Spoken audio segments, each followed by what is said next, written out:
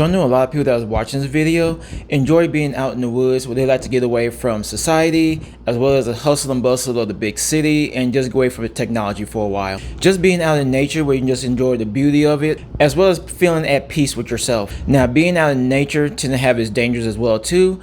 But one thing most people tell you that it's not the animals you have to worry about, it's the people. And the reason why I'm saying all this, because that goes with today's story. Because today's story talks about two women that went on a camping trip to celebrate the next milestone in their life, but they never made it back alive. So sit back, relax, and enjoy today's true crime story. 24-year-old Julianne Williams, who also went by Julie, grew up in Minnesota, and she also loved the outdoors and was an athlete. She was known to be a deep thinker, as well as she was bilingual, where she was fluent in both English and Spanish. But one thing about her is that she was eager to reconcile her sexuality with her love for Christianity. She was an activist for the Vermont Christ Church Presbyterian Ministry. She started a group called the Church Ladies that was dedicated to help out those in the LGBTQ+ community into being welcomed more into the church. And then we have 26-year-old Laura Winans, who also went by Lolly, who was a wilderness guide from Michigan. She was known for her vivacious sense of humor, her lust for life, and her passion for jam band music. She also earned a 4.0 GPA while attending the Vermont Unity College,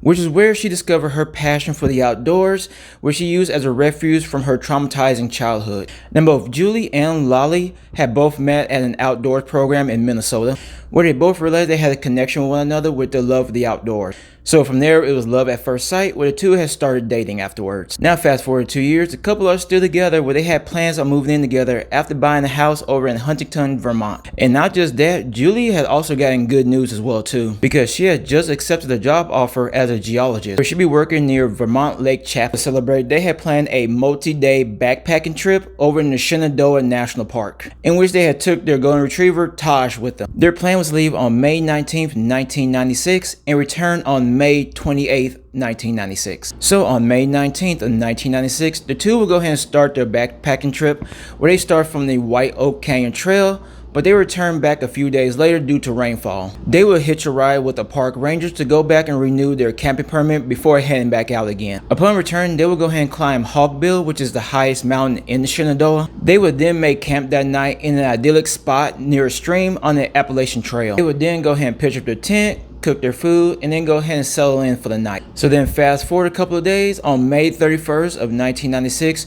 Julie's father would start getting concerned because he haven't heard anything back from either Julie or Lolly at all. So Julie's father would go ahead and call the national park and let them know he has not heard from his daughter after they went on a camping trip, in which the park rangers would go ahead and let them know that we'll go ahead and look into this to see if we can go ahead and locate her. The park rangers go ahead and start their search, where they located Julie's and Laura's car in the parking lot, which is just north of the Skyland Lodge. After locating their vehicle, they would do a hasty search, covering all the trails in that immediate area. Now, during their search, they would find the golden retriever Taj that was with Julie and Laura.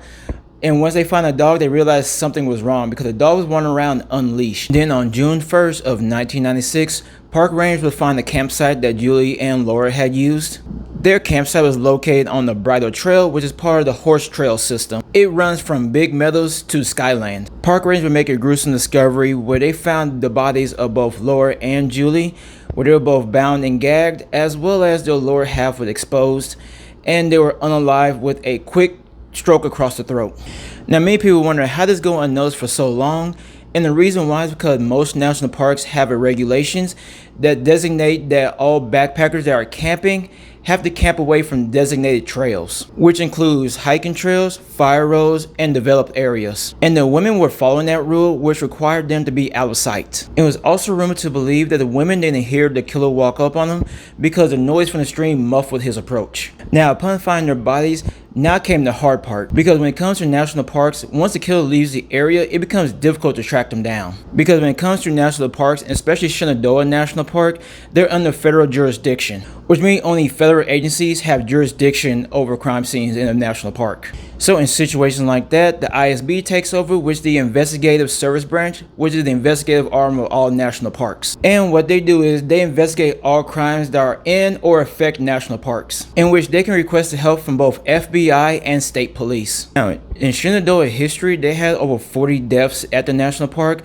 from 2007 all the way up to 2023. Now, one thing the FBI couldn't figure out about this case was was that they couldn't determine if this was a hate crime or just a random attack. And the one thing that shocked the family of both Julie and Loris was that the FBI had publicly outed them as lesbian, in which they had announced out on the same day as their funeral. The nature of their sexuality and their relationship had made headline news. The FBI would go ahead and make an announcement saying that the reason why they said that was because they wanted the public to know that the reason why they may have been killed was because they were lesbians. Now, both Winans and Williams was both the 8th and 9th victim of hate crimes in that area, where the first one took place in 1974, where the man fatally shot a woman and was given a life sentence, and the reason why he did so because she kissed her partner in public. Now, during their investigation, the FBI would have 2 suspects that they believe were involved with this, in which the first one was a Daryl David Rice. Daryl Rice was from Columbia, Maryland, where in 1997 he was arrested for attempting to run a woman cyclist off the road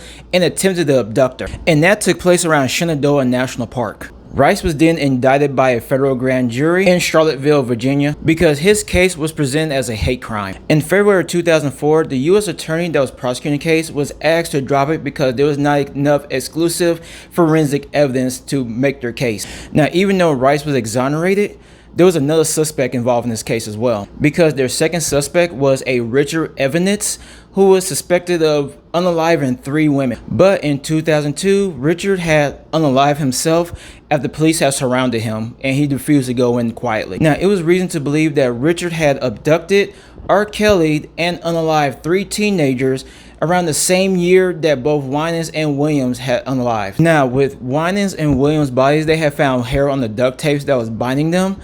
But when they went ahead and ran the DNA, it came back as a partial match for Richards, where only 799 out of 800 positions matched. So despite the close match, they could not definitely say that it was Richard that did it. And so the case had went cold after they had ran out of leads, but the team did not stop looking for the person that did this to them. And 30 years later, after a new team was formed and they looked into the case, they finally found a positive match to the DNA. And the man that was responsible for unaliving these young women was a Walter Leo Jackson, in which he was a convicted serial R. Kelly. I can't say the words what it actually is. And the way they found this out was back in 2021, the new team from the FBI had went ahead and retested all the evidence, where they sent all the evidence to an accredited private lab. And with the help of the Virginia State Police, they had sent the DNA profile to the FBI Combined DNA Index System, also known as CODIS. And once it ran to the system, it came back as a positive match for Walter Leo Jackson. And the reason why they had his DNA in the system was because there was a law passed back then